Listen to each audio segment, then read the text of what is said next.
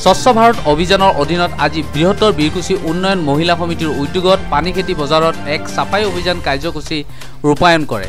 চন্দ্ৰপুৰ আঞ্চলিক পঞ্চায়তৰ অধ্যক্ষা ৰুনুমি ৰংপি বৰুৱে চাফাই অভিযান কাৰ্যসূচী শুভাৰম্ভ কৰে। কাৰ্যসূচী শুভাৰম্ভ কৰি ৰুনুমি ৰংপি বৰুৱে নিজৰ ঘৰ আৰু অঞ্চল চাফা চিকুণ কৰি ৰাখিবলৈ আৱৰ্জনাসমূহ য'তে ত'তে নেপেলাই বৃহত্তৰ বীৰকুছি উন্নয়ন মহিলা সমিতিক গতাই দিবলৈ আহ্বান জনায়। পশ্চিম মায়াং গাঁও পঞ্চায়তৰ চন্দ্ৰপুৰ গাঁও পঞ্চায়ত, পানীখেতি গাঁও পঞ্চায়তৰ আৰু আমচিং গাঁও পঞ্চায়তত আৱৰ্জনা সংগ্ৰহ কৰা 4খন গাড়ী আৱৰ্জনা জমা দিবলৈ অধ্যক্ষ ৰুনুমি ৰংপিয়ে বৰুৱে ৰাইজক আহ্বান জনায়।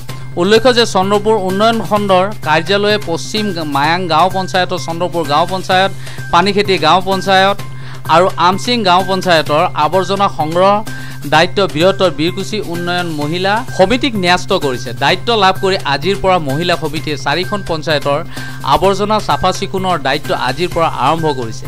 উদ্বোধনী অনুষ্ঠানত পানীখেতি গাঁও পঞ্চায়তৰ সদস্য ধৰিত্ৰী কলিতা, সমাজকৰ্মী আনন্দ দাসকে ধৰি ভালেমান লোক উপস্থিত থাকে।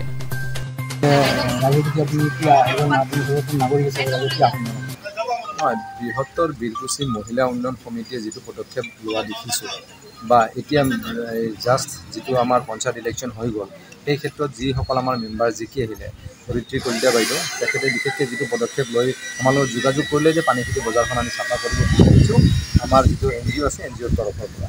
এই ক্ষেত্ৰত মই তেওঁলোকক খুব মানে এটা শুভেচ্ছা দিছোঁ যেন ইন ফিউচাৰলৈকে সকলো জেনেৰেশ্যনক যাতে লগত লৈ কামটো কৰিব পাৰে। কাৰণ আহিব লগা ভৱিষ্যত প্ৰজন্মক যদি আমি এটা সুস্থ স্বাস্থ্যৱান এটা পৰিৱেশ দিব লাগে, তে প্ৰত্যেকজন নাগৰিক দায়িত্বশীল হ'ব লাগিব।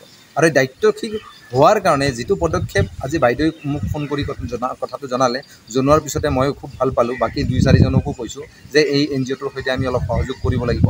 আমাৰ স্কুল হওক, ৰাস্তা ঘাট হওক বা ড্ৰেইনেজ ছিষ্টেম হওক বা যিসকল মানে বজাৰ ঘাট য'ত মানুহে বহে ইভিনিং টাইমত, সকলোৱে যাতে যোগাযোগ কৰি এই NGOটোক যাতে উৎসাহিতও কৰিব পাৰে।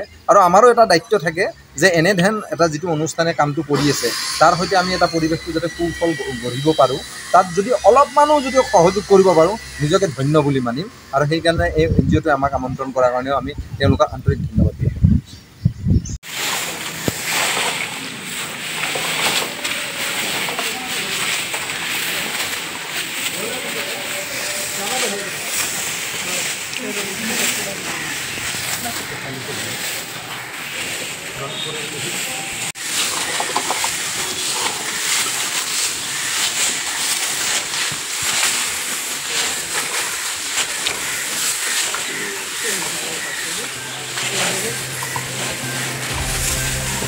সঞ্জু খালেও ঠিক আছে।